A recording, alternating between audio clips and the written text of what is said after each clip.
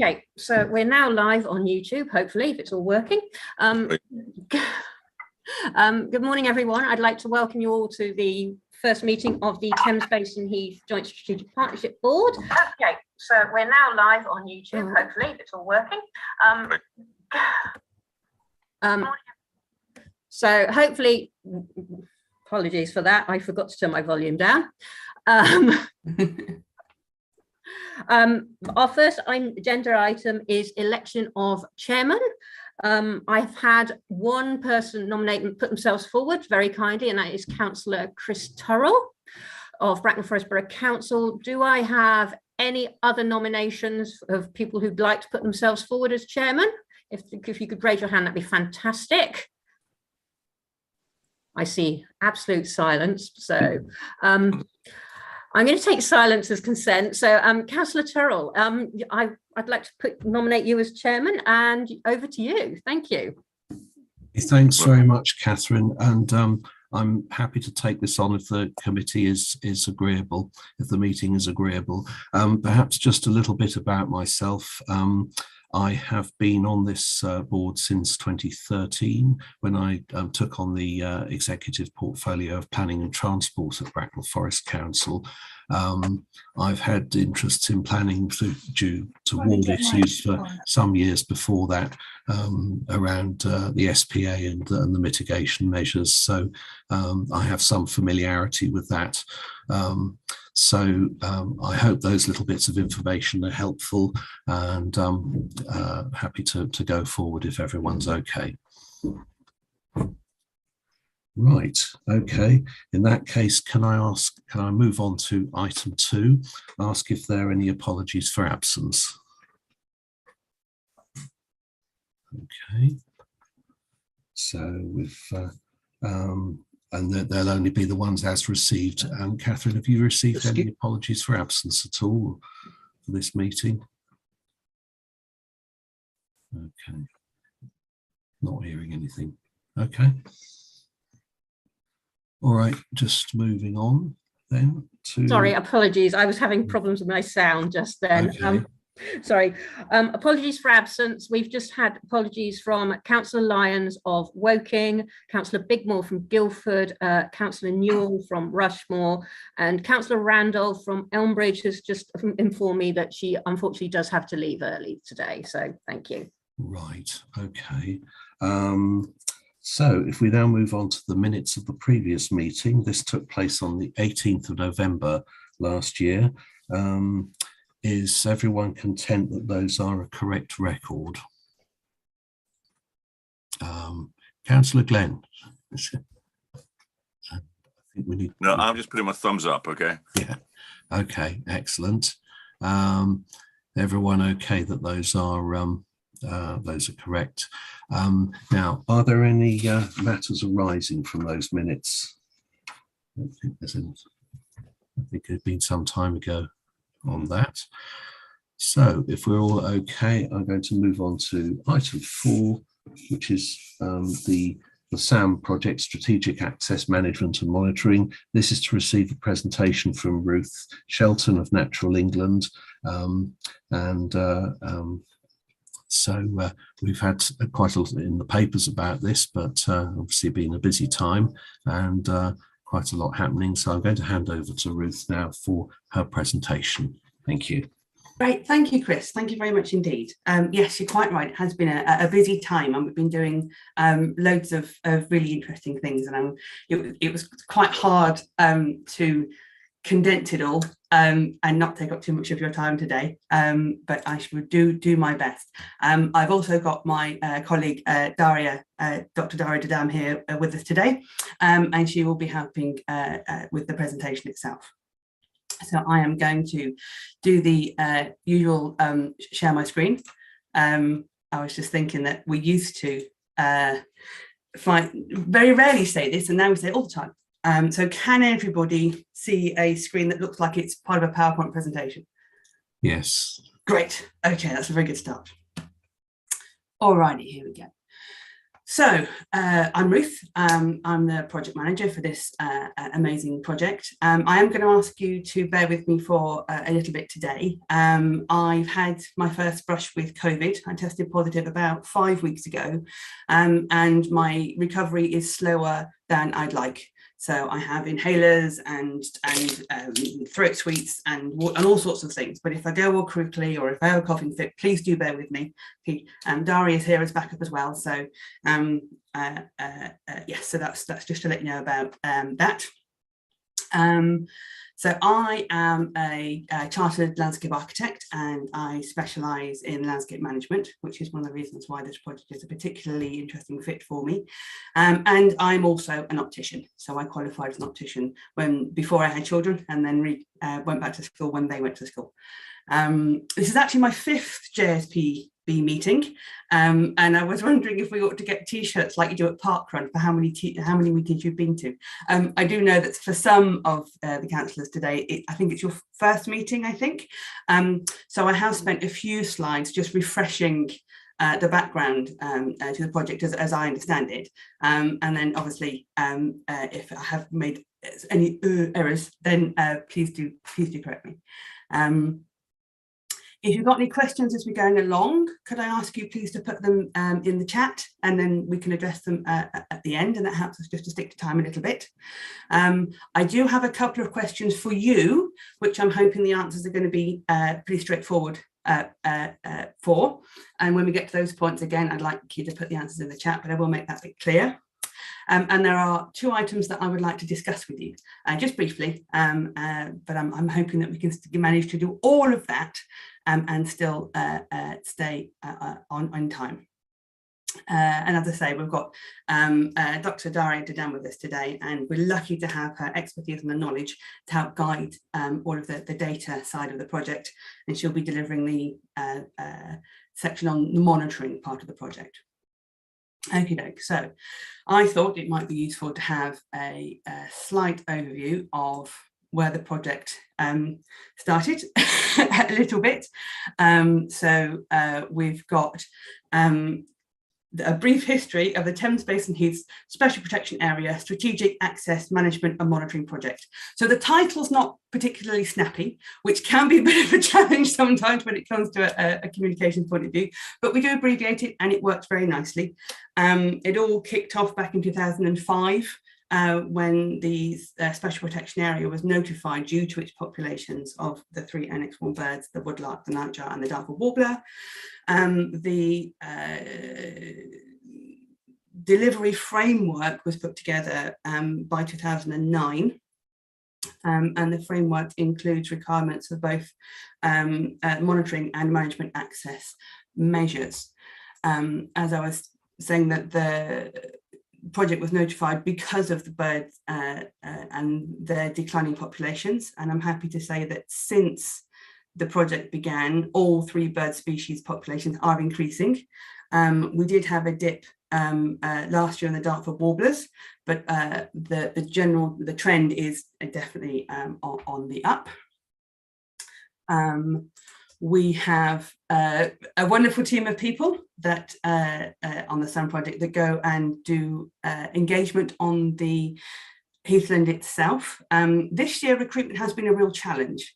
And I think I mentioned that in the report, and it's not something peculiar to this project. It is a nationwide difficulty, really, and a challenge within conservation across the sector. But we have got an amazing team in place now, so the requirement is that we have 6 seasonal wardens, and we do, and we are exploring ways to try and make it easier to recruit for next year. But again, that's in the paper, so I won't go into too much detail there. So the project itself covers the areas shown on this lovely map slide here. The red areas are the actual special protection area, and you can see the various local authorities listed there as well. And the blue line is the pivotal one, that's the buffer zone, and our area of interest is within that buffer zone itself. I like this next slide as well, because it gives again the idea of the fragmentation of the special protection area and how densely populated we are around about. We all know this, but it's just a really nice representation of what's going on. Across the partnership, we do have lots of partners, which is brilliant. So we've got 26 land management partners, and here they all are. And everybody works together to work to protect the special protection area. The framework itself actually has two elements to it. The initial, one of them is the tariff, which is paid by any development which happens within that buffer zone. So here is a little brief description of the tariff. In November 2020, which was my first JSPB meeting, we did agree that the tariff should increase annually with inflation. It hadn't for a while, and so there was a bit of a jump in the tariff amount, and so from then on we agreed that it increase by inflation. But I wonder if we could just confirm that that is the intention for the project, because there was a little bit of confusion with how we'd recorded that in the minutes. So could I ask everybody to pop in the chat that a yes or a not yes, and then Catherine, if you could just let me know how that goes, and if we get responses to make that quote, and then we can minute it, that would be terribly useful. Okay, can I just interject at this point and say, if anybody does have concerns about this, in terms of how we would align it with people's local plans and other needs to match up with the planning process, if we want to have if we want to discuss it at the end of the presentation, I'm more than happy that we should do this. Thank you. Absolutely.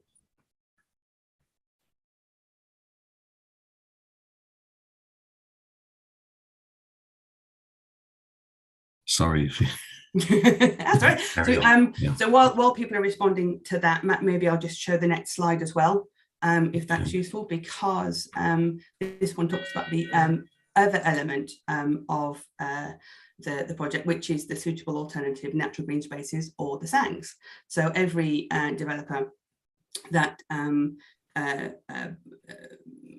develops within the buffer zone pays the tariff and also contributes to the SANGs. And the guidance for that is that it's got to be a quality, well, you can see on the slide there, quality green space. The bit that are highlighted at the bottom is that the effectiveness of the SANGs will depend on the location and the design. And we're able to evidence the importance of location a little bit later on with some of the monitoring part of the presentation. But I'm happy to say that we currently have 77 SANGs available to the lovely residents within the area. And this slide, I think, highlights that quite nicely. So we've got the special protection area there in sort of the pink, and then we've got the green spaces on your doorstep scattered around the area. All of this information is on our website. And it's kept up to date and live. So as new SANGs come available, the information goes straight on the website and people can find it, which is really very lovely. Are we happy for me to just keep moving on, or is there something that we would like to talk about at this point? I think if we can continue with the presentation, I think we just bear in mind, perhaps if we just bear in mind the time. We'll have some time for that. Exactly. Yeah, absolutely. Okay, so the project itself, this is how we're set up. So we've got a little team, and we work across it's a large area, as you know. So we've got 8,200 hectares of heathland that we're looking to look after, and spread off quite a wide patch. So we are a small team to achieve what we want to achieve. But what we intend is that everybody in Surrey, Hampshire and Berkshire will connect, respect and protect their heathland, and we use engagement, education and monitoring, and the three simple messages that we try and get across are: keep to the main paths, be wildfire aware, and being aware of those green spaces on your doorstep, those SANGs that are designed there for humans. So if we think about the engagement element of things, we think very carefully about how we can best get those messages across, and we use a variety of methods. We do have this wonderful infographic which is updated regularly as the information changes, and it's a really, really nice way, I think, of very, very punchy, very colourful, simple to understand, nice distillation of the core elements of the project itself. And as you can see on the right hand side there, we've got our lovely simple key messages. We engage in Heath Week every year. So last year we did 27 public engagement events. Some we host ourselves, some with other partners. We did all sorts of exciting things with sensory trails across the site. It wasn't all fun. We did have some bad weather, but we did have a lot of fun as well. So it was really a very positive experience. The reason I'm telling you about this is that the next one is on the horizon. So July coming up. We've got a whole week planned, and we're doing really well. The planning is actually in place now. We've got lots of events. It's on the website, so there's loads of details there. Do please spread the word, tell people what we do, and get more people involved. That would be wonderful. The team themselves are just brilliant, and I was asking them about some of their highlights, and they've been having a great time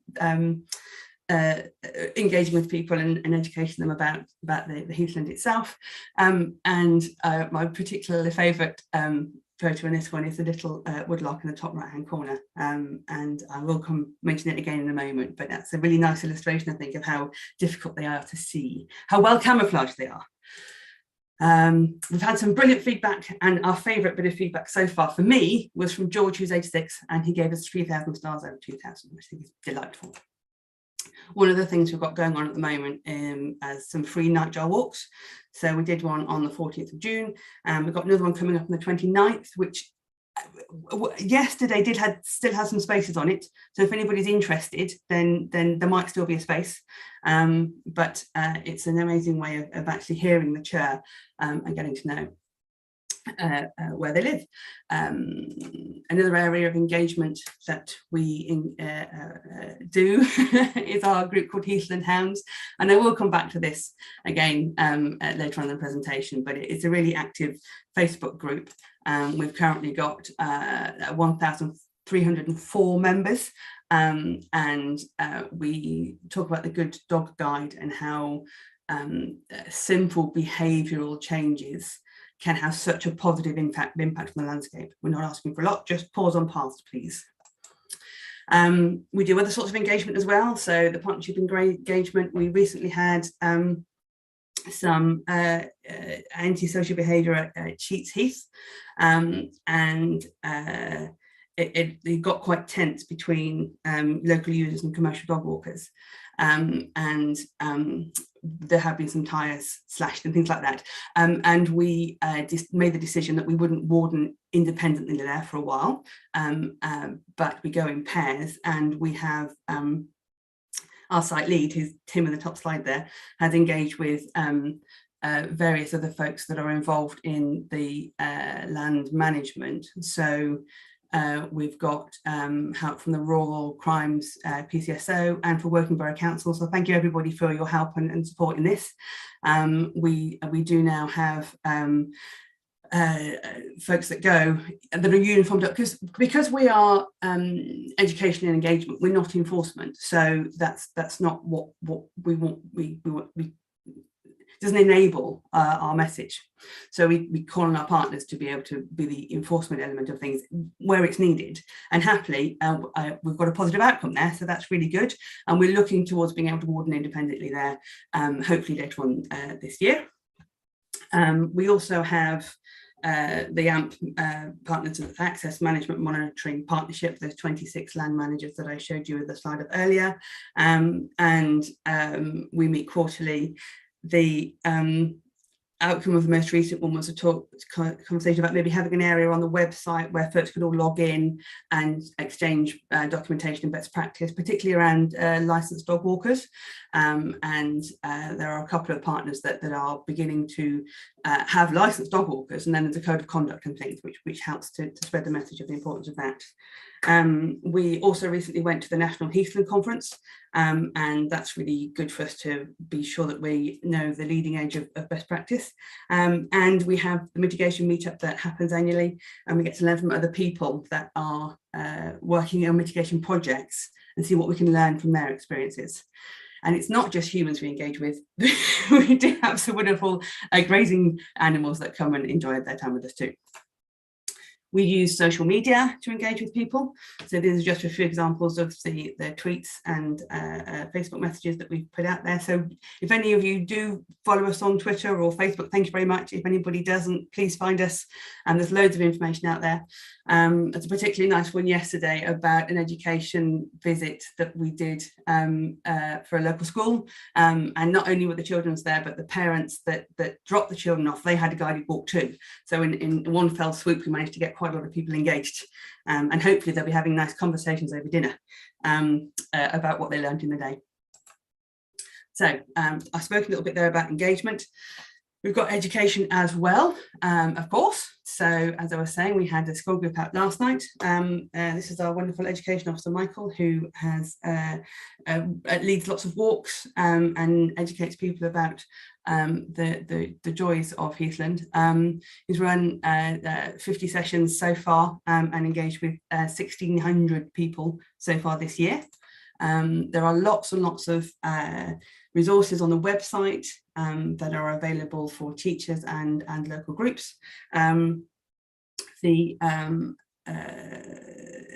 This particular activity was getting the children to make posters talking about Heathland and how to protect it, which were then displayed. That was a Horseful Common. That was a really nice one. Lots of spotter guides about walking around the Heathland. We do focus on wildfire education, of course, because that is such an important part of the message, and how to look after the Heathland and keep it safe with just a few simple changes in behaviour. And so we try and illustrate the importance of it and the devastation. And we get that message across as well with social media. So here's a couple of recent posts about the issues at Ash Ranges. And what a damage it is, but we also try and keep it positive and upbeat as well. So here's a couple of youngsters. They were having a nice time, they're just not smiling, honest. Looking very cute at one of our pop-ups, and again we get the fire service involved. A fire engine is a lovely draw for an event, so they come and people come and have a look at the fire engine. It's good to get the messages across that way. And sometimes they bring their drones with them, and the drones will fly over, and everybody finds that very exciting. So we've got some lovely bits of feedback from the education offering that we've delivered so far this year.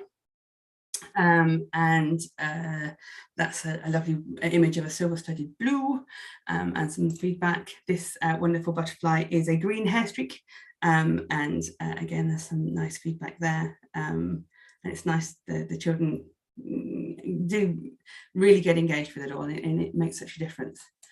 And again, here's some more nice feedback, and that is a photo of a green-eyed flower bee, which I think is an absolutely delightful creature. I've got some more images for you of the sorts of things that the children have been doing. So we've got school projects going on and posters up on the notice boards at school that children have created themselves, which really shows how the engagement is life and important for them. This lovely individual really got the message of no barbecues, and it was and wildfire protection being important. This is an image from an individual in reception who is attempting, I think, to draw a sundew, but that was a really particularly interesting effort. And then we have, of course, the guided walks, as I mentioned, and it's really important to connect people with the Heathland landscapes. And the more connected people are, the more likely they are to demonstrate the pro-environmental behaviour choices that we need to see. And we've been doing dawn chorus walks, evening nightjar walks, and Heathland for beginners, of course, and discovering nature with your phone. That's another one that's really struck a chord, so people can use their phone to take photos and really get engaged that way. And another element is that the recorded populations of silver-studded blues are quite low, and so we're trying to do everything we can to look at the population and record more. And so this is a citizen science initiative that we're involved in, and we report to the butterfly conservation and encourage others too whenever they see one. So as I was saying, that this is the project as it stands. This is who we've got. And I referred to this, my next question, in the paper that I sent around. But we're actually, in that role, there are 13 roles listed, but some of us work part-time. So that means we've actually got 12.2 full-time equivalent.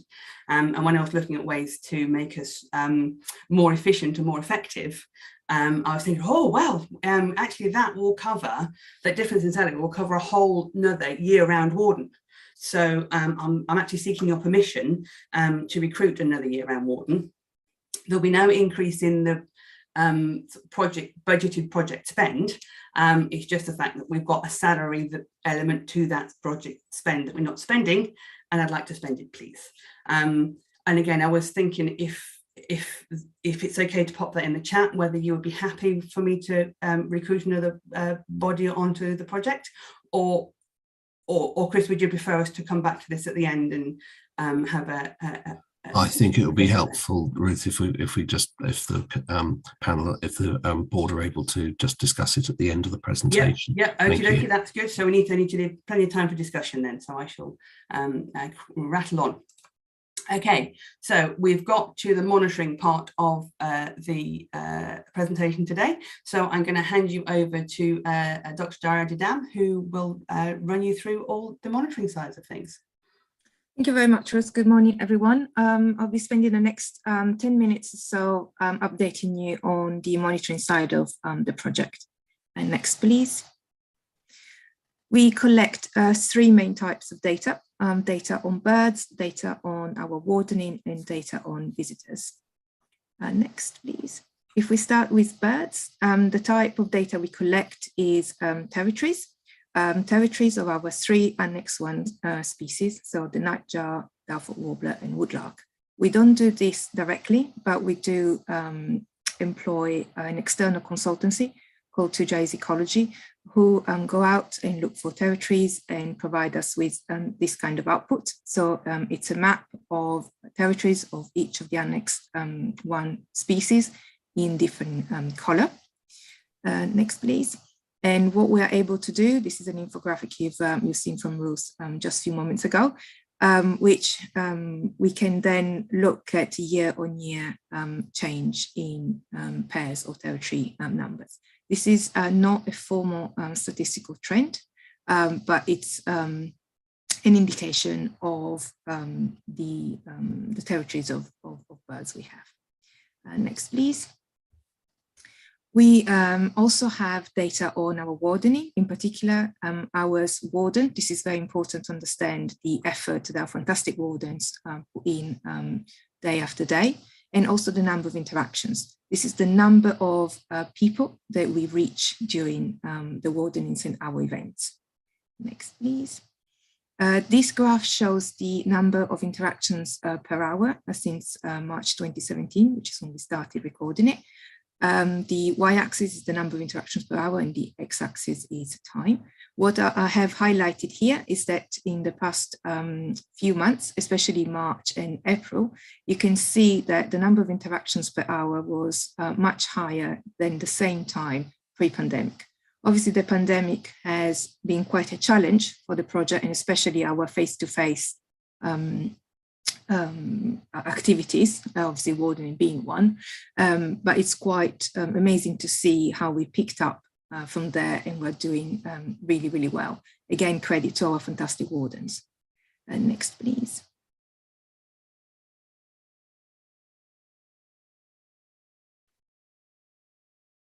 Can we get the next one? Yeah, brilliant, thank you. We collect 2 types of data for our visitors, numbers and behavior. If we look at numbers, what we use is automatic people counters. These are automatic counters placed on either side of footpaths or on gateposts, And every time someone breaks the beam, it counts as a one pass. It's quite important to understand that even though we're talking about number of people, actually we should really talk about number of passes, because if someone comes in and out of the same path, there will be 2 counts, but obviously it's just one person. So we can't know from these people counters the absolute number of people visiting, but what we can understand is some kind of trends in effectively a number of passes over time. I have presented quite detailed results last time. Doesn't make very much sense to do it every 6 months. I'll be giving an update in the next meeting. If anyone has any questions at the end, please feel free to ask me at any point. Next one, please, Rose. This is a map of our SPA with the existing people counters on it in yellow. We also have identified areas with red dots where we would like some extra ones. And I'll pass it on to Rose to cover the... Thank you, Daria, thank you. So in the last meeting, we did say that we'd identified some areas where it would be beneficial if we had a bit more data about, and that I would let you know at this meeting what our exploration of options there has revealed. And one thing that it's revealed is that there has been an upgrade in the technology available to us for the radio beam people counters.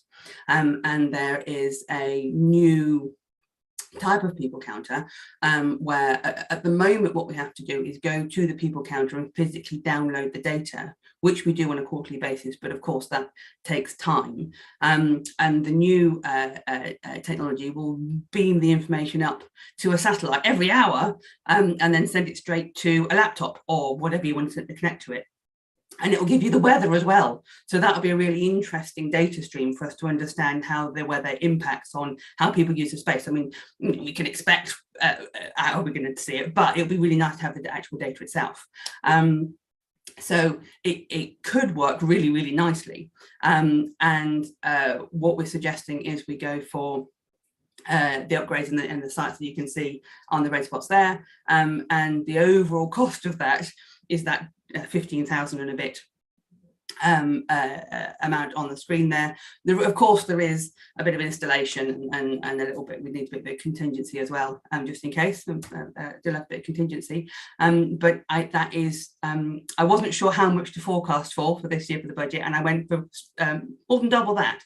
So it is in the sort of forecasted project spend for this year. And I was going to be asking, are you happy for me to go ahead and make that improvement to the project and report back on how it goes on the next meeting, or shall we circle back to the end and then have a chat about it? I think on this one, it does seem to me to be a sensible idea. If I just break in and ask if anybody has any particular thoughts on this. I mean, the idea of people counters is good in the first place. If you've then got this uploadable facility, then I just think that helps a lot with the information for the project. Yeah, and it's going to free up warden time as well, so that we can do more interaction and see more people actually on the Heathland, which I think is the core of things. So okay, can I just ask if anybody else has any observations on that? So I have a question. I've got David Hilton, Councillor David Hilton. Thanks. Do these counters have a life, and roughly what is that life? So in other words, if you get these, have we got a replacement program running out into the future? It's not programmed at the moment, but it's a really good question. They're guaranteed for 5 years at the moment, and some of the older stock are beginning to reach the end of their life. So there will be a cycle of refreshing them as time goes through. If this works, which I'm hoping it's going to, as we need to replace the older stock, then potentially we can use the new technology. There is an annual servicing charge for the sending up to the satellite and bringing it back down again. And that's something that I'll want to look at very carefully and make sure that we're happy with the cost of that. Yeah, I mean, if I may, I don't know whether this is a decision that needs to be made today for you to act today. But if you've got lots of other things, I mean, we've got this additional 0.8 individual, which you say fits within your budget.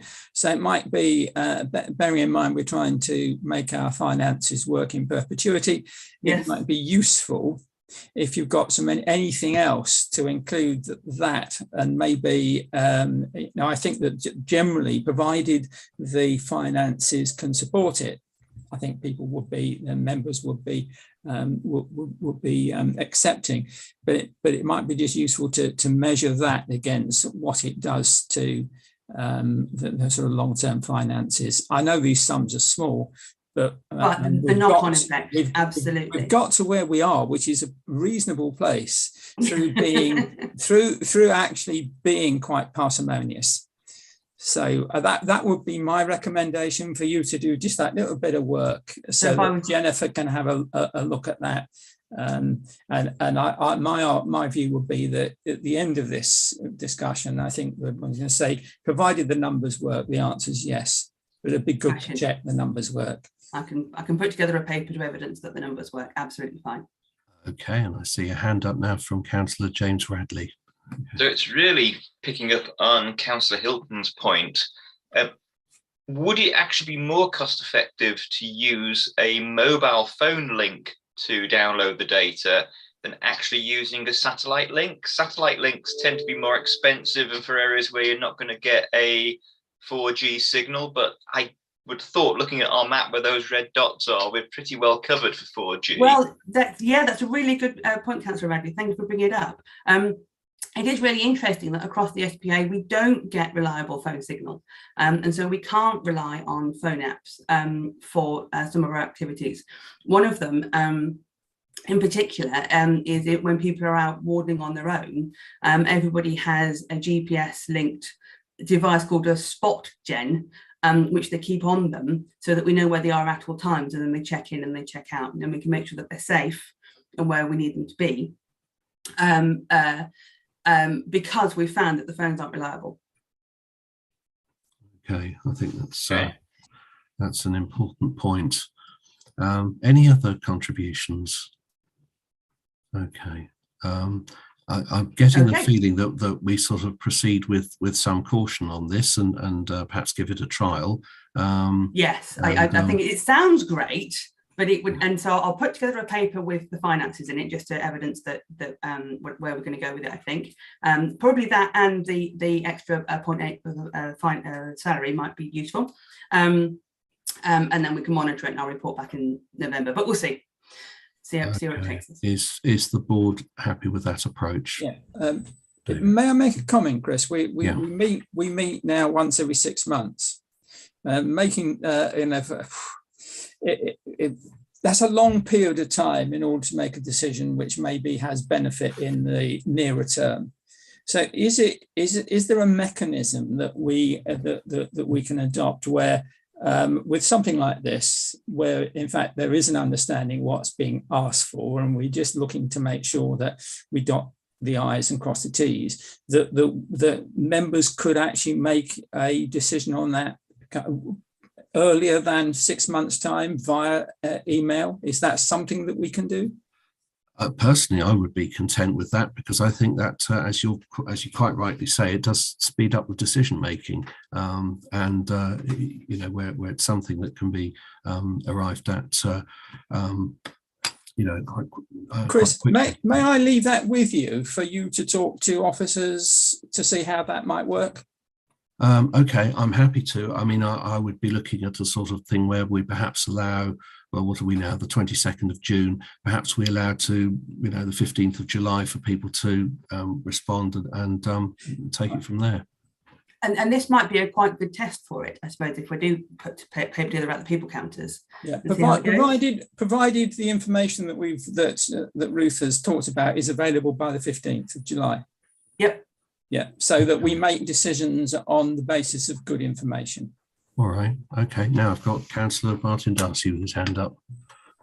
Hi. Yes. I just thought maybe we could agree a trial, and then obviously we want them to trial them anyway to see that they work. So maybe we just could agree that they would do a trial, and then they could at least purchase a couple of them and see how they operate.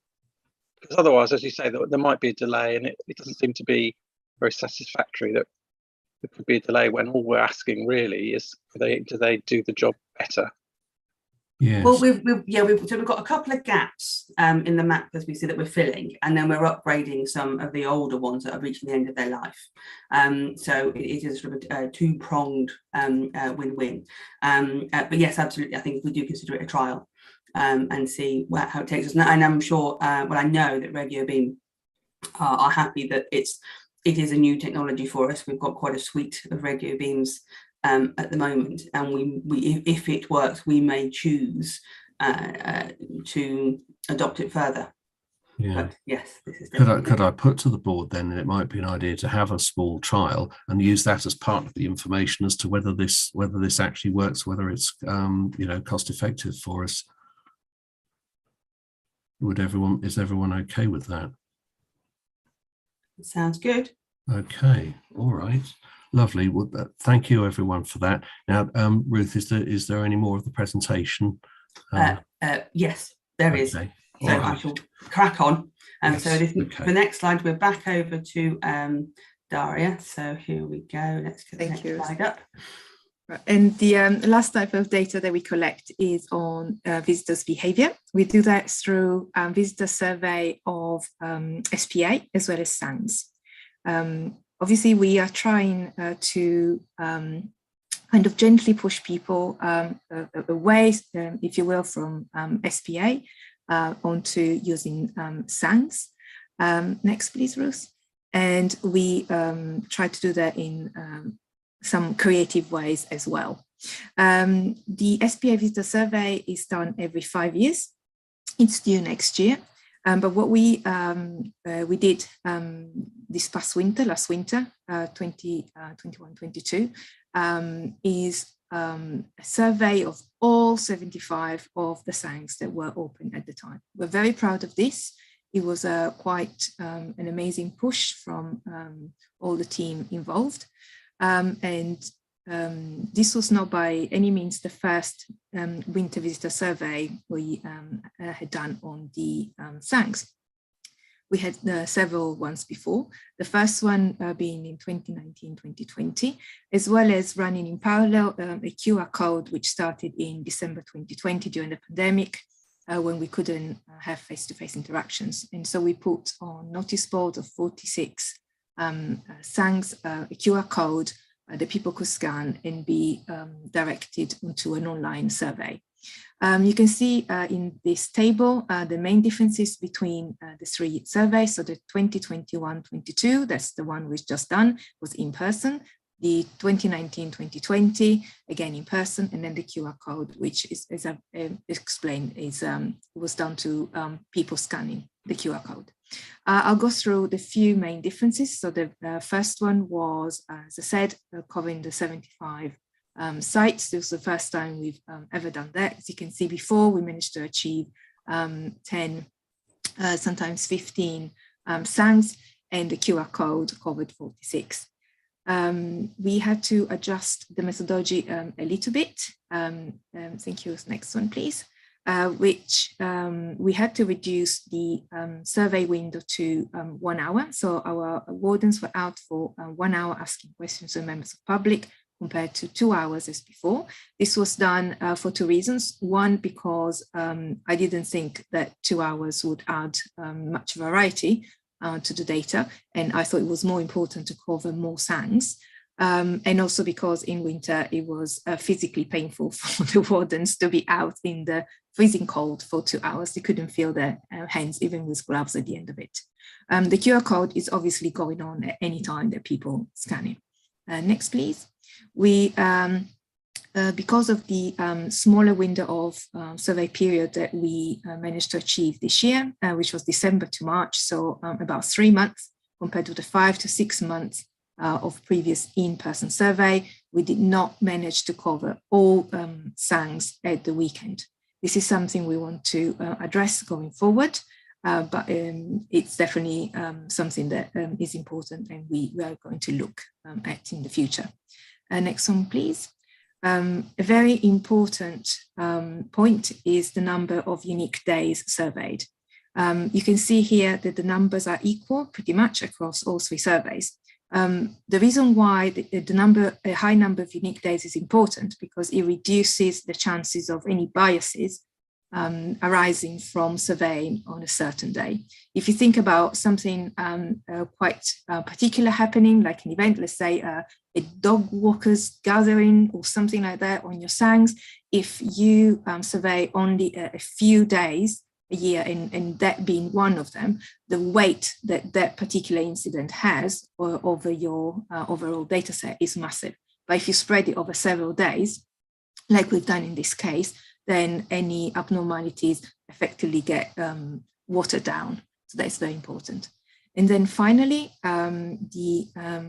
we also counted the number of people that we saw on the SANGs. This is something we've done in the past in in-person survey, but it's something that unfortunately does not happen with QR code because of the nature.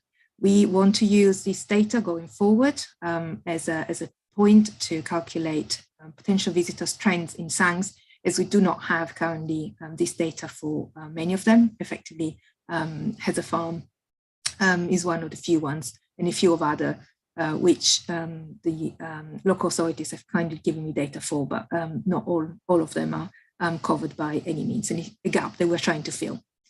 Next one, please. I mentioned in the previous meeting that we were going to continue running the QR code in parallel with the in-person one, which is what we've done. And I'm here presenting just the key results. This graph shows the percentage responses of people telling us what was the main activity they were undertaking on the day. The results for the in-person winter survey from last winter is in blue, and the QR code results are in orange. I have to specify that the QR results in this case cover only winter, so they are comparable with our in-person results. And you can see here that the main reason for visiting SANGs from both surveys was the walking. This is unsurprising. It's something we haven't seen before, but it's also very interesting and reassuring because we know that some of the main users of SPA and some that we potentially have some work towards, like the Heathland Hounds, is dog walkers. So the fact that dog walkers use SANGs is a very positive result. Next, please. We also asked people how long they visit SANGs. And in both surveys, you can see that most people visited between half an hour and 1 hour. Next one, please. And when we asked them how often they visit SANGs, both surveys suggest that 1 to 3 times a week is what most people use SANGs for. You can see, if you concentrate on the blue columns, you can see that the highest ones are on the left-hand side of the graph, and on the right-hand side, the columns are a bit shorter, indicating that in last winter, most people visited SANGs really quite often, compared to if you concentrate now on the orange bars, you can see that the height is a bit more widespread, indicating that the QR code sort of suggested a bit more of a spread of people using it daily, but also less than once a month, almost equally. Next one, please. We also asked people how they got to SANGs. It obviously informs car park use and so on. And you can see here that both surveys suggest that there's pretty much an equal split between people arriving on foot compared to vehicles. Next, please. Thank you. One of an important question we asked is how far people travel. We did this by asking for people's postcode and then calculating in GIS the distance to the SANG in question. The x-axis has categories of distances in miles. I split them according to what I thought made sense. So the first category is up to 1 mile from SANG. And you can see here that both surveys strongly suggest that the vast majority of people arrive from within 1 mile of the sang. This is extremely important, valuable data to have, because it tells us that it's local people to the sangs that use them. And therefore, it's very important to develop sangs near new developments, because that is where users are going to come from. Next one, please. We also asked why they chose that sang compared to any other sites that might be nearby. And unsurprisingly, considering what the graph I just showed you before, closeness to home was the main reason. Generally speaking, conveniency and easy parking, basically people use sangs because they're very convenient, close to home, good car parking, and so forth. This is important result to have, because we want to keep people, we want people to keep using sangs. Sorry, Ruth, thank you. Next one. And finally, we also asked them what improvements, if any, they would like seen. Again, we want to make sure that people keep using those sangs. And you can see on the left-hand corner, the blue bar for last winter suggested that most people said no improvements, which is really, really good. Whilst the QR code, the main response was more dog poo bins, which makes sense considering that most users are dog walkers. Next one, please.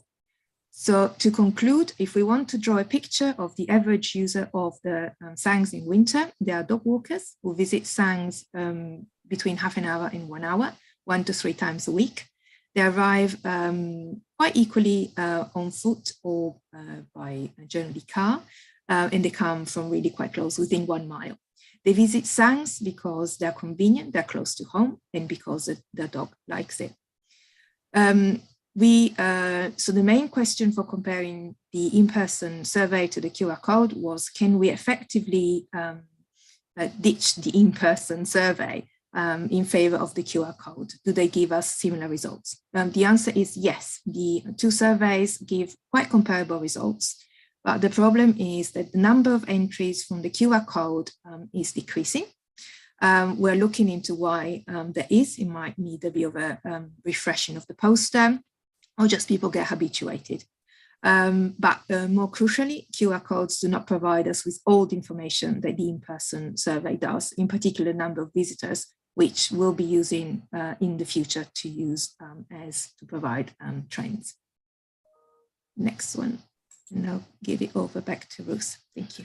Thank you, Daria, for giving us such a lovely detailed description of the wonderful work that the wardens did over the winter, gathering that information about how the sangs are used. And I think it is just a lovely illustration of how important it is to have the information, and also how important the Heathland Hounds group is. So as I was saying earlier, we've got 1,304 individuals with canine companions a part of the group. We do have the green space on your doorstep leaflet as well, which is linked to the Heathland Hounds group. You can see in this slide it says it's 74, now we're up to 77, so it's an increasing number all of the time. Okay, the next area we wanted to talk about a little bit was some succession planning, and so this is me asking for us to consider spending a little bit more money on a few elements, and so obviously I'm aware that this will need discussion. So this slide you're familiar with now. I know we've shown it a few times. I do like it. I think it's really pretty, but it does show us the list of who we have involved in the project at the moment. One of our key team members is our wonderful communications officer, Sarah Bunce, whom I'm sure most of you that have been involved with the project for a while know. Sarah's been pivotal and has worked as the project manager, the senior warden, the year-round warden and the senior warden, so she knows the project really well inside out. And she would like to go to part-time hours by next May. And what we would look to be doing is doing a bit of successional recruitment to replace some of the work that she will be doing when she drops to part-time, and also to have a nice handover. There's lots of technological side of things for the project that she handles that we don't necessarily have capacity within the team as it stands to be able to do if she were to leave soon, if that makes sense. and there is a lovely duality emerging in the communication messages between the SANGs and the SPA. There's a slightly different audience group, so then a different messages to get across, and it is challenging to juggle them both at the same time. So we would potentially split them out and have 2 individuals dealing with them. If we were to start the recruitment process soon, then I might be able to get somebody in by early 2023. And then if we were to do that and Sarah were to drop to part-time, then we would look at about a 5% overall increase in spend. So I know this is an increase, which is why I was aware that we were going to need to be discussing it. And again, perhaps given how the conversations have gone so far, this paper, maybe this presentation rather, maybe it would be best if I put the details into a paper so that we can discuss it later. One thing that I didn't want to be doing particularly was talking about salaries in this forum. So would that be useful if I were to put that? Would that be more useful if I was to put that as part of the paper for discussion, or would we like to discuss it? I think my instinct on that would be yes. I think we just need to, we probably would need a bit more information. Does anybody else have any observations to make on that? Chris, I agree with you entirely, because we need to map what Booth wants against, the trajectory of our funds. Yes. And it isn't. The answer isn't no. I mean, Ruth, I happen to be cabinet member for finance for Windsor and Maidenhead, and we've been through awful times over the past 3 years. And the way in which we've come through it, we've had small underspends each year, is through being ruthless about and making sure we only do those things that actually make sense. So if you accept that regime, you probably get the answers you want, but then at the same time we'll feel comfortable that we can continue to support what is an incredible project. And I'm sorry, so I can say this, I've been involved in this since 2007.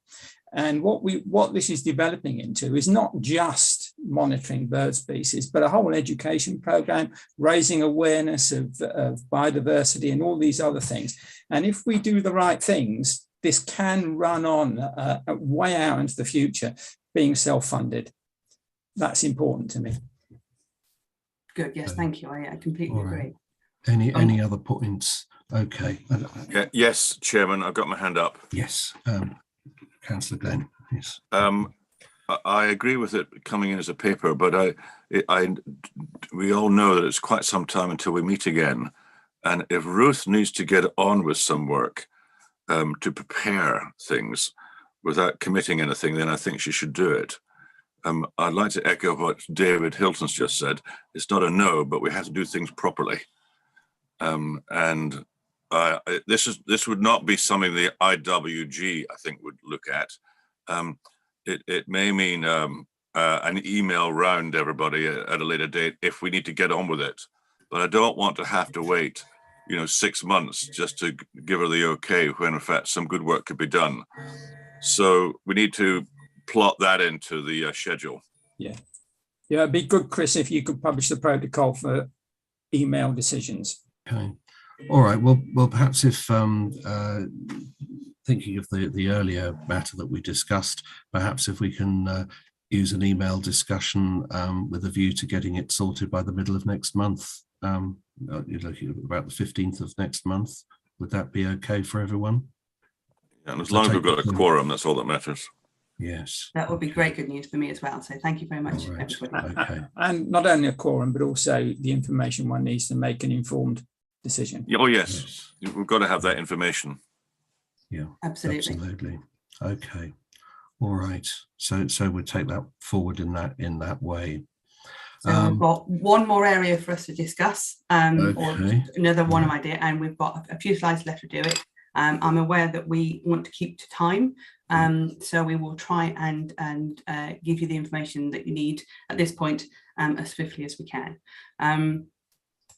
So we have been, as you know, collecting the bird data, which is fantastic, to know where the birds are and how many pairs we have. But I'll hand you over to Daria again for a bit more information on the monitoring side of things. Thank you, Ruth.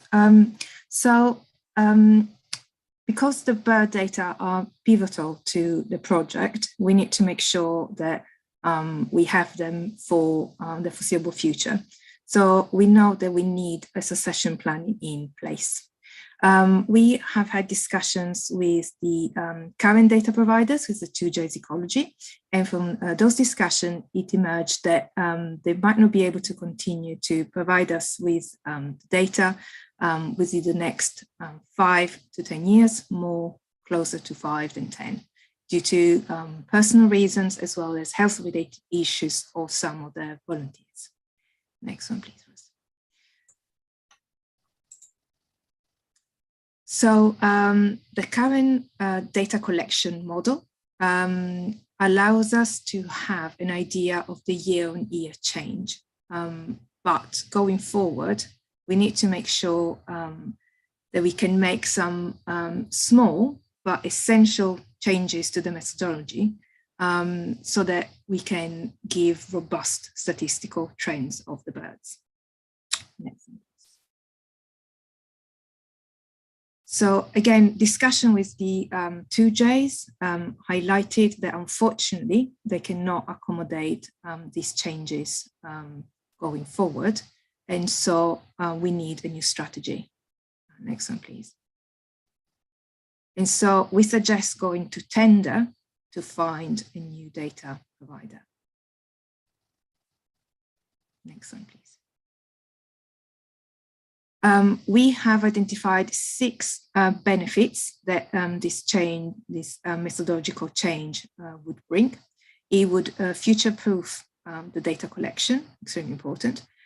We would also like ownership of the data, which we don't have at the moment, because this would allow us better and more flexible analysis of the data.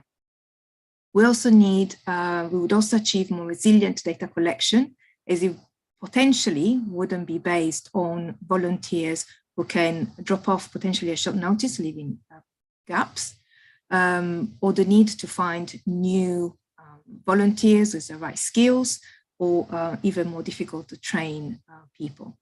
We would also have better control over the methodology and implement any realistically small but important changes that are needed.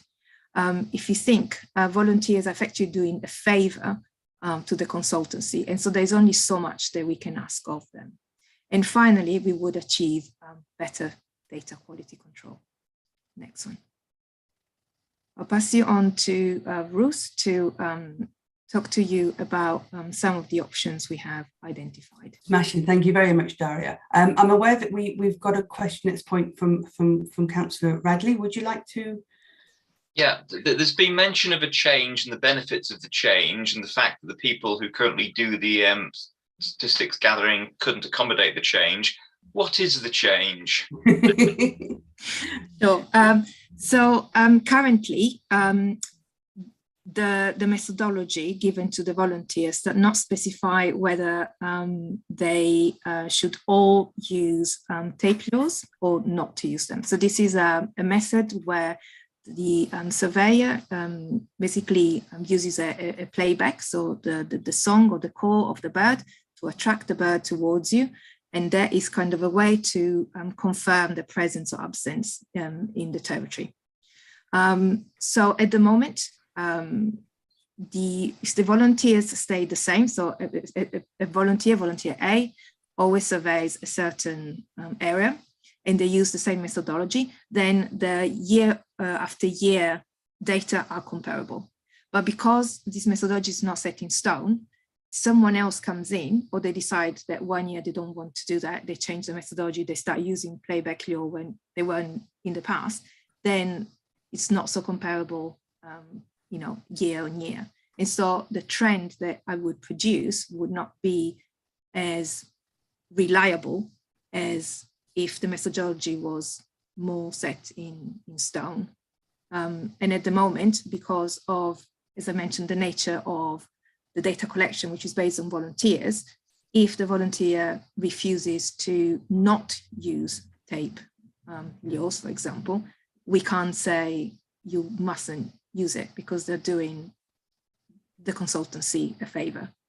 And so we're looking for a model where we have more control over these kind of things. It seems small things, but going forward, we need a sort of a stronger consistency in the data collection. And this is something we need to stress. It's something it has emerged extremely recently, like in the past 2 to 3 months. So we are acting as a project on this as fast as we possibly can.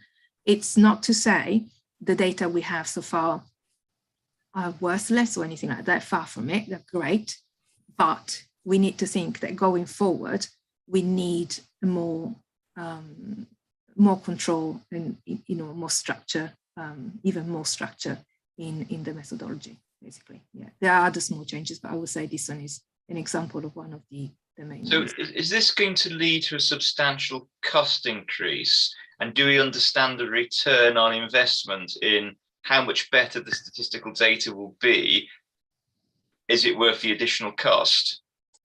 So Ruth is going to talk to you about 4 options we have identified. The costs, Ruth is going to cover that. In terms of the benefits, personally at the moment, I wouldn't run statistical analysis on the data we have and be comfortable that if I put it out you know, I wrote a paper on it and it be reviewed by peer reviewed like you should do, and it's part of the Natural England processes. It wouldn't come back with people saying, I'm not so happy about this. So in terms of giving us an idea of how many birds we have and where they are, absolutely, you know, the data are working very well for the purposes of what we're trying to do. But if we want to test whether the project is working, we need, I feel, a statistical analysis on it. So I wouldn't say, it's difficult because I'm not trying to say the project isn't working, far from it, it's working really well. But it's what we have can be used as an indication rather than a strong statistical signal. And that I feel that considering the importance, groundbreaking nature of this project, we need to be very aware that we need to, going forward, be quite, you know, on point with all the methodology that we know out there. So, you know, be future-proof, basically. Rose, do you want to add something to it? Well, I've just wondered, we've got another question now from Councillor Darcy. So should we address that one? Over to you, Councillor Darcy. Yeah, sorry, I was only going to say that the scientific point of view, a consistent methodology is absolutely critical. You can't do a proper scientific analysis or anything scientific if you're not using a consistent methodology. So I don't think it's an argument about money at all here.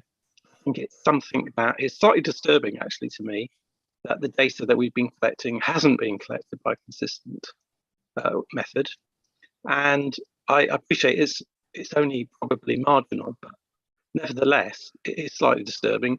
So I think it's absolutely vital that this has changed so that from now on, there is a consistent way of collecting the data so we can compare it. Otherwise, you know, we're just whistling in the dark here. So it is an important thing for us to explore. Absolutely, Councillor Darcy, thank you. There's another question here from Heather Lewis. Hi, yes, I hope you can hear me okay. Yeah. I would second the comments that were just made in that whatever the increase in cost, without robust data, there is a significant inability to undertake statistical analysis. And for those of us that were around back in 2014, will remember the problems with getting confirmation of the footprint ecology report into the effectiveness of SANGs. And the reason that report was problematic was because the data that they were working with was inconsistent. It's it's problematic really that situation is still the case, but this is a difficult project, and so there is a lot of difficulties in obtaining statistically significant information. But I would say that this is critical.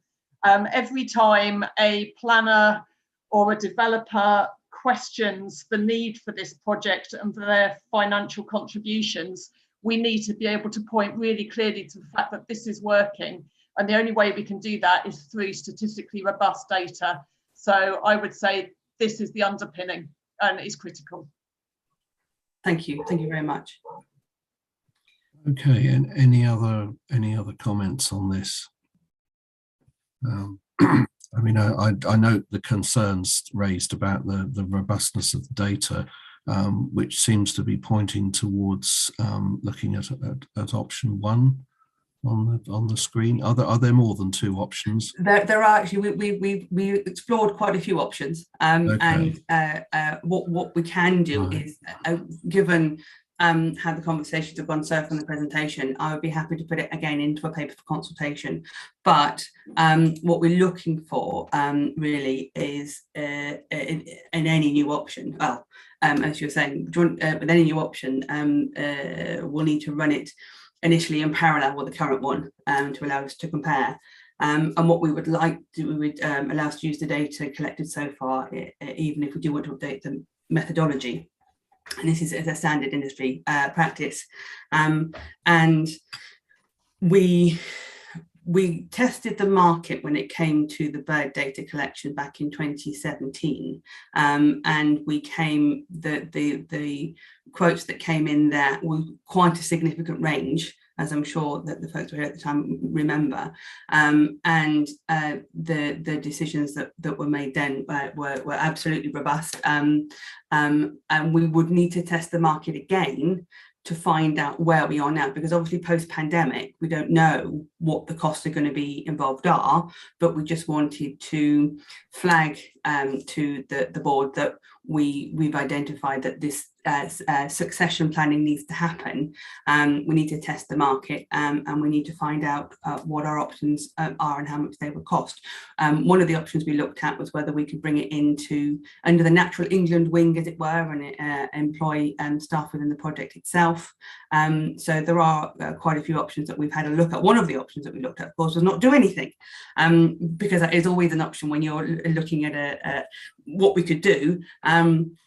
But even from a sort of having not tested the market for quite some years, it makes sense for us to go out to tender and see what the costs would be involved in getting an alternative supply to the data. I think you've given us a very important heads up. It sounds as though what we need to see are costs of market testing relating to options 1, 2 and 3. I would suggest to the board that we had that for our next meeting in November. It gives a bit of time to do this. That's something I put forward, and I've asked for observations. Now I note that Councillor Darcy has his hand up. Sorry, no, that was just from before. Is that a legacy? That's a sort of support one, is it? So is everybody content that we take that way forward with this issue? Yeah. May I ask a question, Chris? Yeah. In order for you to gather all of this information, Ruth, how long will that take? That's a very good question. And I think 3 months might be a reasonable time. By the time we put the tender together, put it out for consideration, get the responses, analyse it, 3 months might be a bit optimistic. We might be looking more like 4. That tells me that the chairman's proposal is absolutely sound. It should come back at the next full meeting, and then we'll discuss it further there. Yeah. Okay, so I think that was our last slide. Is that right, Dari? Is there anything else that I needed to touch on? And I just say that from the initial calculations we've done of the timings of this, it might be that in November we would need to make a decision in order for a new data provider to take over in February, but that it might even be a touch too late. I'm just saying it to the board so that we know, not to rush anyone at all, but just so that expectations are such that it might, if agreement is in November, we might not be able to get someone else on the case before 2024. Okay. And if we were finding that that was the case, we would bring it to your attention and deliver a more detailed paper before the meeting. And so it'll be interesting to see how. I think I would certainly hope. I think that it's important we have a detailed paper in good time for the November meeting, so that the board can make an informed decision. Okay, if we can do that, please. Now I see Councillor Jonathan Glenn has his hand up. It's occurring to me that, Chairman, that there may be a case for us bringing forward a meeting or creating an extra meeting to cover this sort of eventuality. I don't want to delay, as it were, our best opportunities just because we're having a meeting in November. If this will be your judgment and the judgment of officers, that a meeting could be brought forward for us to cover these eventualities. I don't know. It's just something I'd like you to bear in mind. All right. Well, can I suggest that we perhaps officers can get back to me with where we are at the end of September, and then, if necessary, we can have an earlier meeting, or this item can be considered ahead of November, so that we're dealing with it in a timely way. Would that satisfy? I think that would make people feel a bit easier. Yeah. And okay. I could obviously inform you of how things are progressing when it comes to getting tenders and analysing the responses and what information we would have. Does that make sense? And two could feed in together. Yeah. Okay. It could be a light touch meeting, Chairman. Yeah, absolutely. Okay, well, thank you both very much, Ruth and Dario, for a very detailed presentation. I just want to pick up on a couple of the issues that were raised. One was the additional warden, getting sort of 13 wardens for the price of 12, which sounds, that does sound a good idea, a little bit more resilience and flexibility. I'd just like observations from board members on that suggestion. Do I have any otherwise I would suggest we David Hilton has his hand up. Yeah, and I think that we should give Ruth some opportunity to manage her budget. So if she has a budget and she delivers, and what she delivers is within budget, then I'm quite comfortable with that. Thank you. Okay. Yes. Any other thoughts? Okay. Right. Well, that sounds good. That sounds good to me. Bit of more flexibility and resilience there, I think, with an extra person on hand. I did mention the challenges of recruiting, and of course it does. Well, the fact that I'm going to get somebody, but I think I will. It is difficult. I mean, I think we've seen a few features in this sort of the way the world's going on. Some of these things that are a little bit strange. Then I just wanted to touch on the around the annual increase, which I think we have provisioned for the increase, an annual increase to go with inflation, and I think that has become much more important with the way that we've seen the inflation rate. I would just, and I think possibly the board needs a bit of a steer from officers on how this fits with planning policy documents, such as if authorities have for example, an SPD, a supplementary planning document relating to the Thames Basin Heaths. In terms of that, I think, where there's a need for these things to be, if they have to go through a consultation process, I just think we need to be sure that any of these proposals align with that, to make sure we're covered and to deal with any possibilities of challenge. So I would suggest perhaps if we can get some advice from officers on that, just to be clear on that. Does anybody else have any observations on that, please?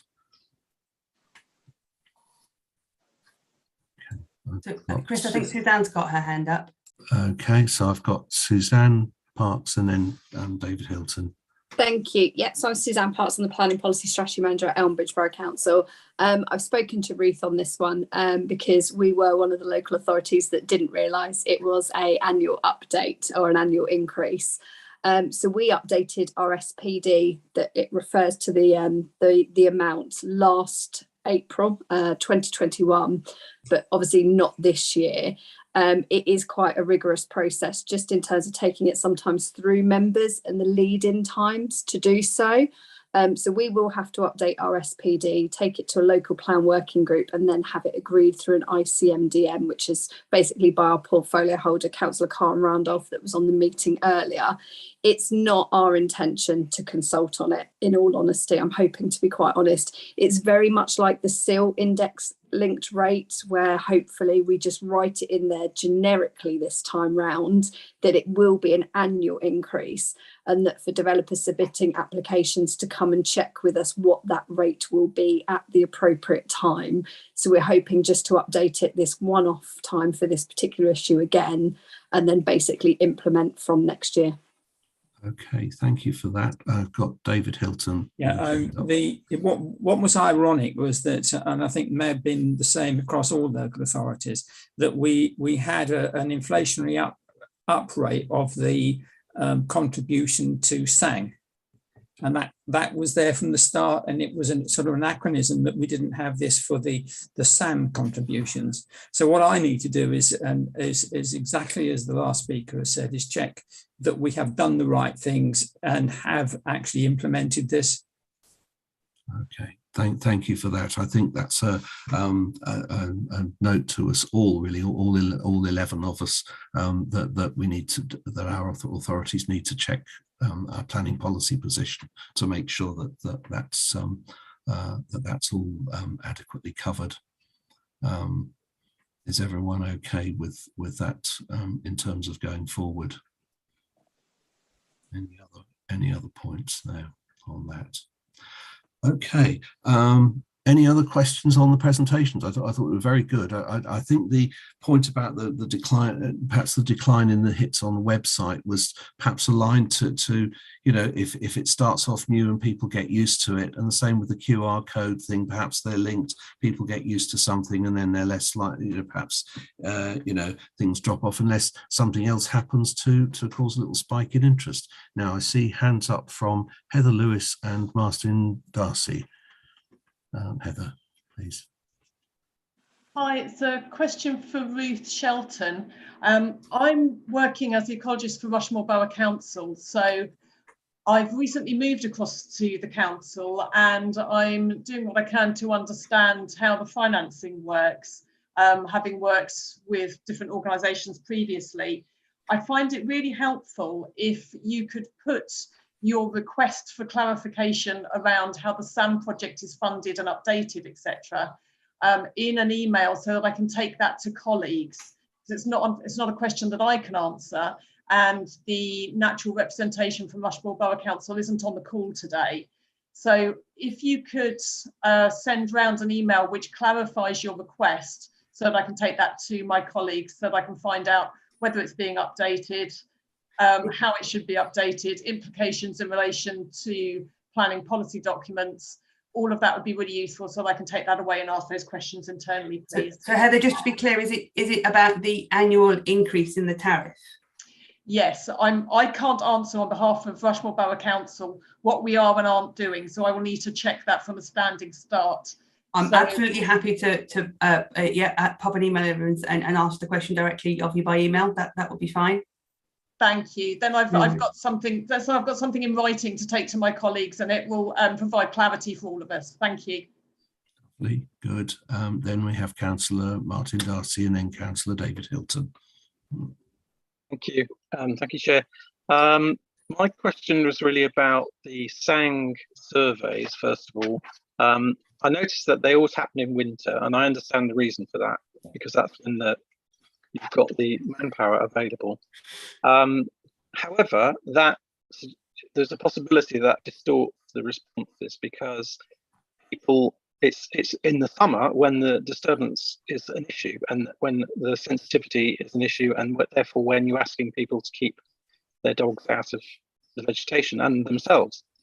So I just wondered if there was any possibility of doing some sort of comparative analysis so that you can see whether the visitors that go to SANGs are only going in the winter, or more specifically, they're actually being displaced off the SPA. That's my first question. And the second question, and it's a great question, actually, Councillor Dansby. Both Daria and I are nodding and smiling wryly, because that's absolutely something that we would like to be able to do. We need to be sure we've got capacity to do it in a way that will be give us good data. We think we might be able to moving forwards, but one of the challenges about the recruitment has been a slightly later start for some of the seasonals, and then that's had an impact on our capacity. But absolutely, we agree that we will be looking to get the SANG surveys in the summer as well. Excellent. I'm pleased to hear that. Another question was, with regard to SANGs, obviously they vary a lot, and I just wondered if you had any means of comparing them in order to try and establish a kind of ideal template of what a SANG should be to be most effective. At the moment, as I understand it, they vary hugely. They vary not only in what type of habitat, structure, length, all sorts of factors, but also in how far they are from the SPA. So that seems to be an element of data which is also required. Yes, so that you can help people design things in the future. Yeah, absolutely. That is my ultimate goal. Absolutely. Yes, it's something I'm working on already. I'm building a distance matrix between SANGs and also SANGs to the nearest SPA site, exactly to understand that. I'll be putting also in my analysis size of the SANGs. I'm trying to see whether we can get some data on even rough habitat quality, that kind of thing. Is something, yes, I've been thinking about. We've been talking about internally on how to do it. Absolutely, yes, to design, the SANG that would be most attractive to the users that we want to effectively encourage out of the SPA. But what I find quite interesting is that in my surveys, some of the SANGs that were extremely small and extremely muddy was still a reason why some people chose to buy a house nearby that particular SANG. So, it'd be quite interesting to not be biased in what we think is a great SANG and just get like good, strong analysis. But I perfectly agree, yeah. Thank you. Thank you. Okay, thanks for that. David.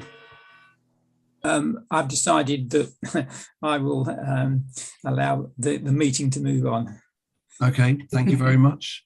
Okay, that brings us to the end of item 4. Item 5 is the Natural England Strategic Overview with Mark Turner.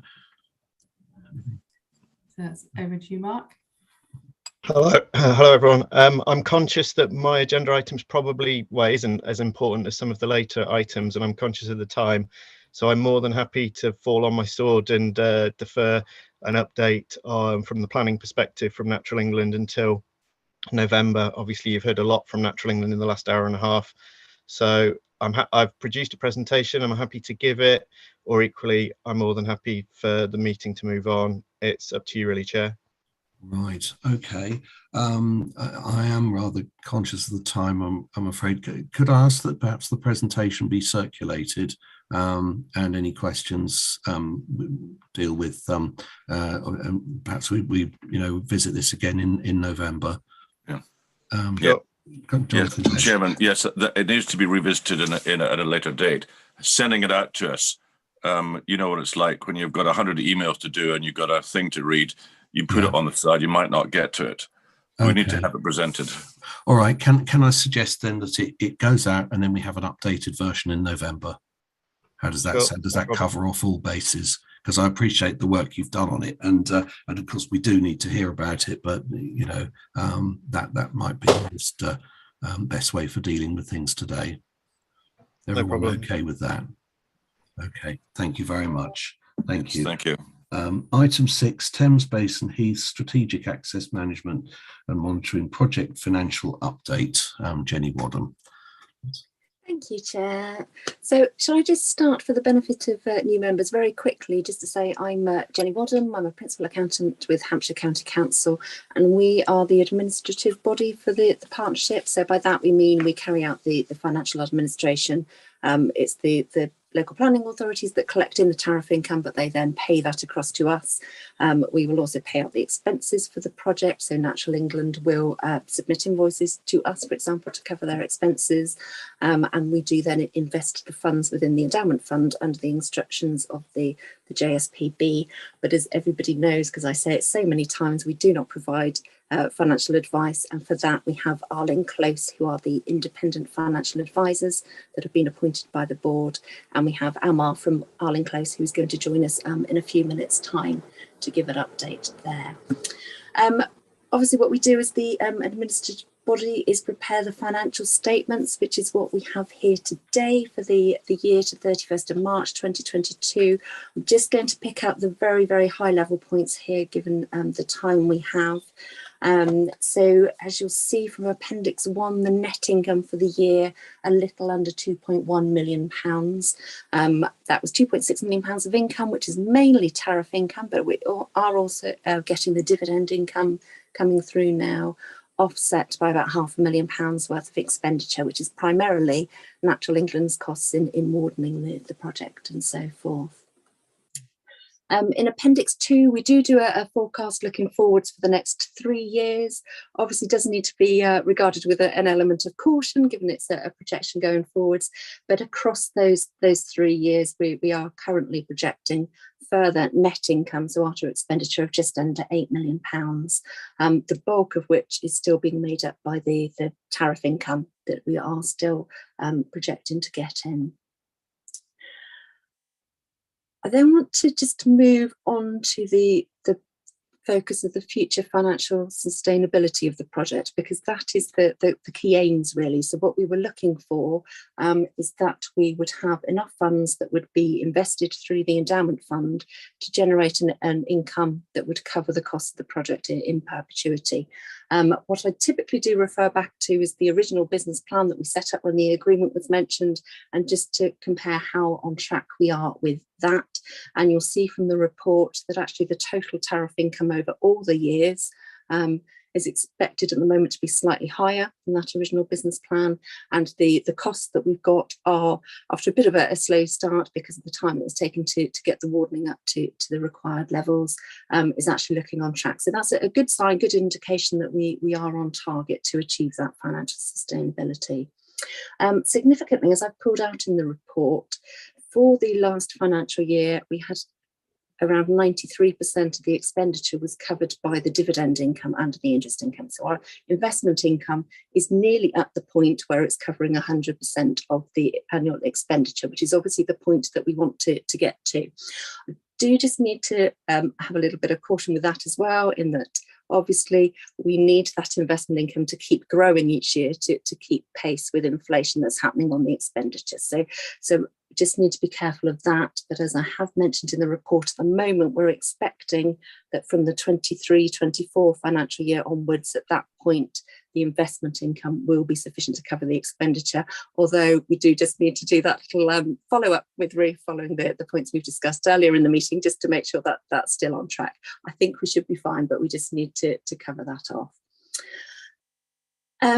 The maintenance fund, if I just mention that briefly. So originally the project was set up to transfer 30% of the income into the maintenance fund to cover the ongoing expenditure of the project.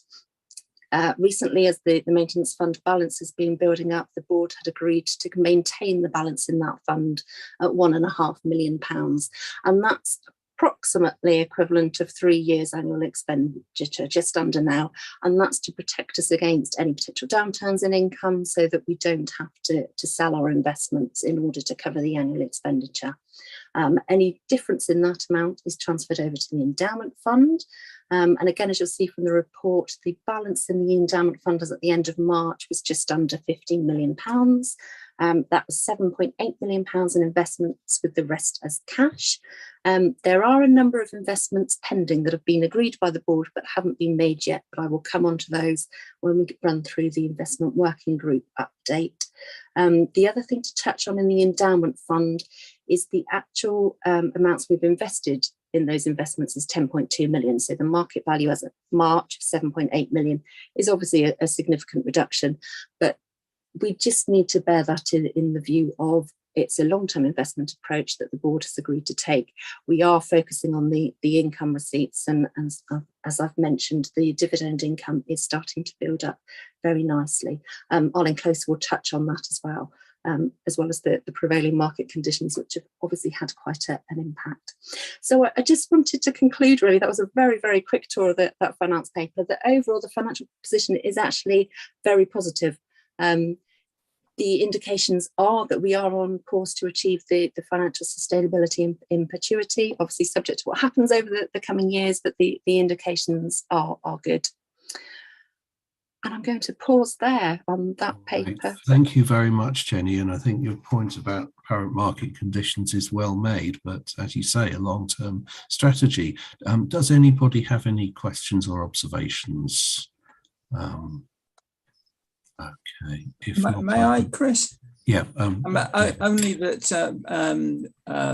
Jonathan, Glenn, myself, and Jan, who is no longer with us, have worked with Jenny over quite an extended period of time, and I'd just like to thank her for the work that she does, because it's really important in keeping the project on track. So yes. Thank you, Jenny. Yes. I'd like to echo that, please. Yes, it's very important indeed, and you know, I know a lot of work goes into it, and it is key to what we do. Okay, when we can sort of segue into item 7, which is the investment working group update, and I note also in this we have we need to appoint a member to this group. Simon, I've got a very good recommendation for you. Okay. If you allow me, I haven't spoken to the man, but I think Martin Darcy would be an excellent addition. Well, if that's what you're looking for, that's my proposal. Okay, I think that would. You ought to have a seconder at least, I imagine. Yes, and do I have a seconder? And does the nominee accept the nomination? I'm more than happy to do that. It will be useful for Martin to be involved. Yeah. What is involved? Well, that's it. You've been volunteered for something, Martin. I got the email on responsible investing, which I will hopefully answer in a moment. But the whole issue of investing is to get the funds that we need through investment to support the project, and also to do that in a way that meets the criteria of responsible investing. So I'd sooner have you with us talking about those issues than outside. Yeah. And you'll learn a lot, by the way. What I meant was, what's the commitment in terms of time? It's very simple. We meet maybe a couple of times before the next meeting.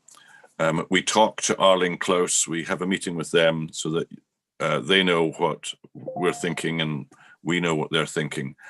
And we basically give them advice really on to try and keep the presentations as simple as possible. And if you've got a member of the committee who might like to discuss, for example, the pros and cons of ESG, then we will obviously discuss those things offline so that we don't bog down the meeting on a technical point. And with regards to that, maybe a paper on that at a later date might be a good idea. But I think we're going to be able to deal with that. Your ESG paper was very helpful. That's really where it's all coming from. Yeah, I see. I've walked in. I knew I would be walking into this, so it doesn't come as a shock. So I suppose I have to man up and accept the punishment. Sorry, no, the meetings are virtual. The meetings are virtual, by the way. We have virtual meetings. Yeah, yeah. Okay, No, that's well, fine. I think that's been very well put. I'd better just ask for form's sake, are there any other nominations?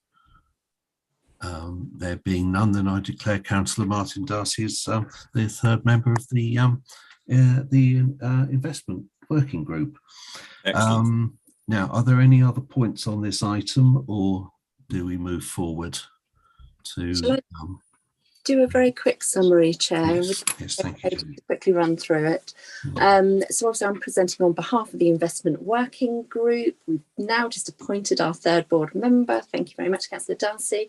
The investment strategy and responsible investing policy, there were no changes proposed in the paper, but obviously we have since had Councillor Darcy's email, so I will go past that one now and we'll come back to that.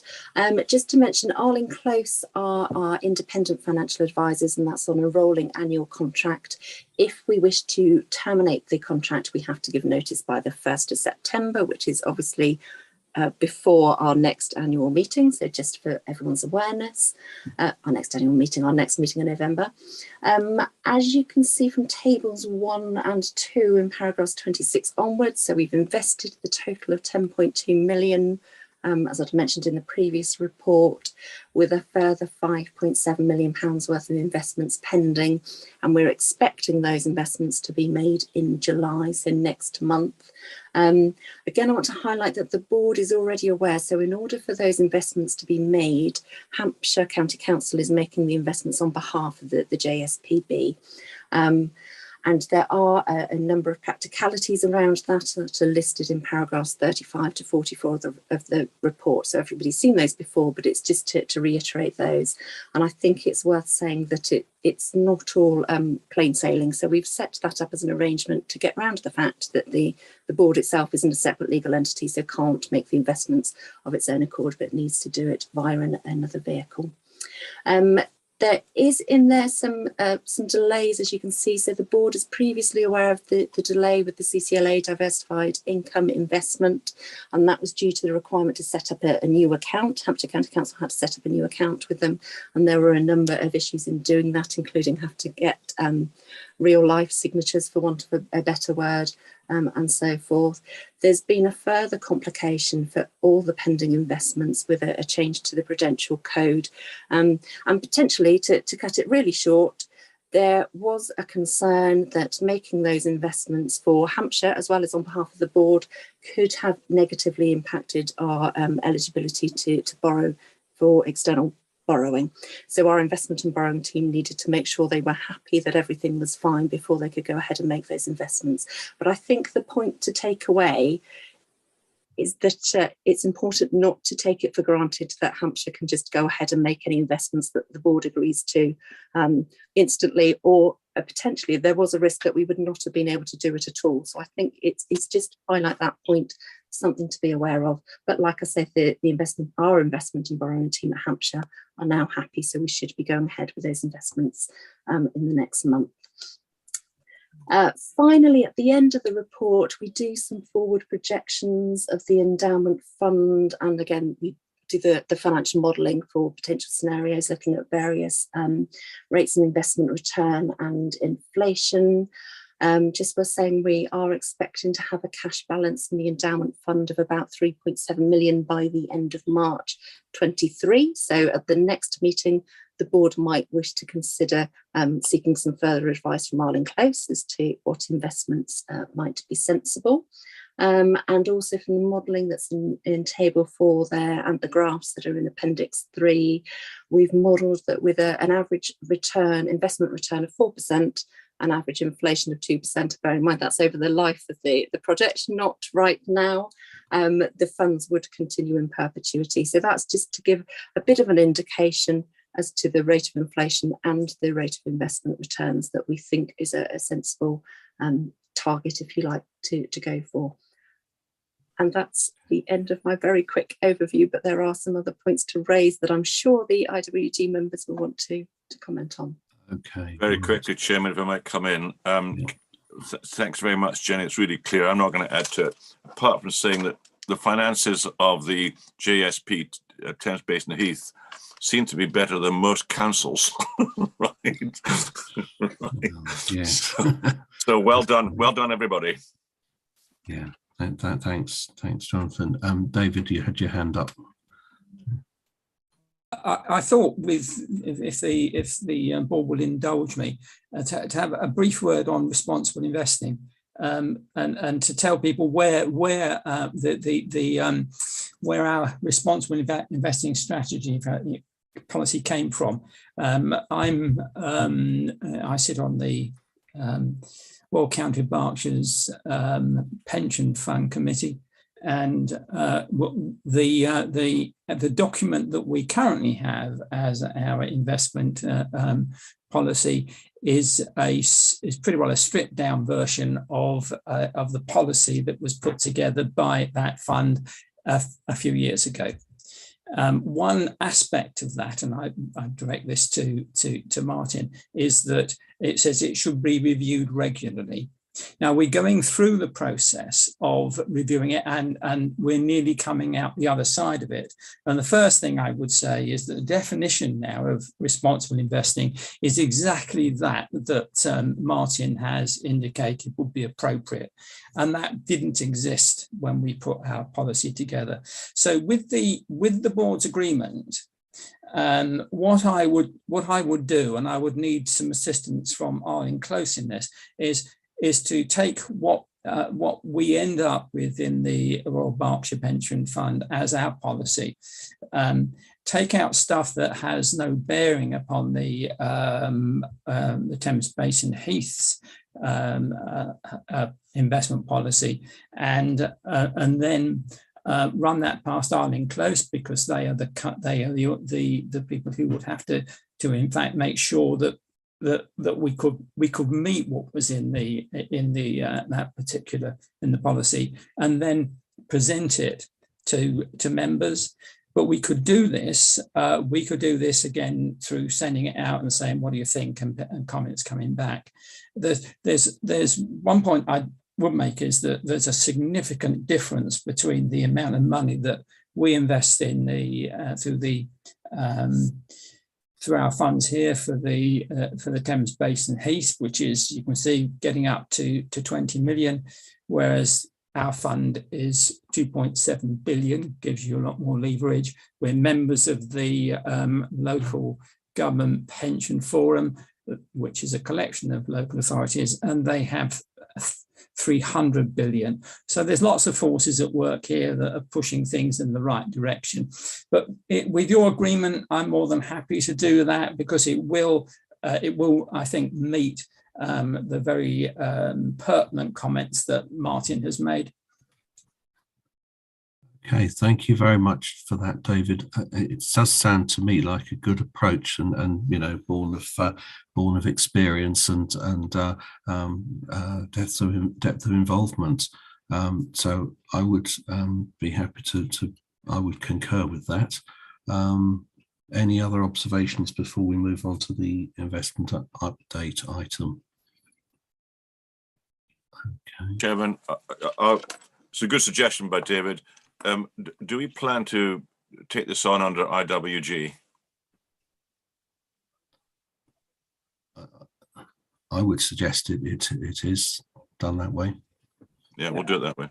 I think it would be useful with Martin's input. It gives a different balance to it, and then we have something that actually is presented to the board. Then we present to the board. Comment. Yeah. And so we're not making the decision, the board is. Okay. Absolutely, right. But we need to prepare something for the board. Absolutely. Yeah. So we prepare it for next meeting in November. Everyone's okay with that?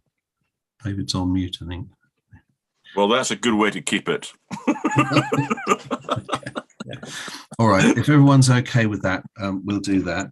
I now need to move exclusion of public and press, and this is in resolving they being excluded from the meeting during consideration of the financial advisor's presentation, as this involves the likely disclosure of exempt information relating to financial and business affairs of any particular person, including the authority, as defined in government paragraph 3 of part 1 of Schedule 12A of the Local Government Act 1972, is the meeting and agreement that we do that. Okay. Great. Thank you. Item 9, investment update to receive an update. Sorry, can you just bear with me while I stop the live stream? Sorry. Okay, all right.